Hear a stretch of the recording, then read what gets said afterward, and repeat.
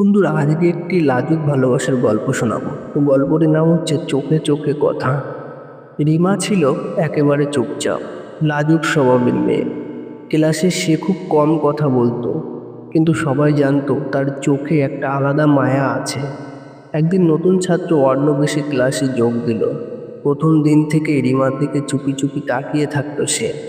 প্রতিদিনই রিমা বই পড়ার সময় অনুভব করতো কেউ যেন তাকিয়ে আছে তার দিকে। চোখ তুলে দেখলো অর্ণব হাসি চেপে মাথা নিচু করত। রিমার গাল লাল হয়ে যেত, কিন্তু কিছুই বলতো না সে।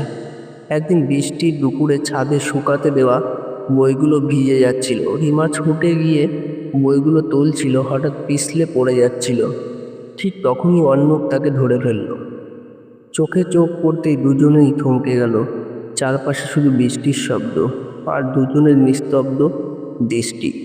অর্ণব আসতে বলল, তুমি খুব সুন্দরভাবে চুপ করে থাকতে পারো জানো।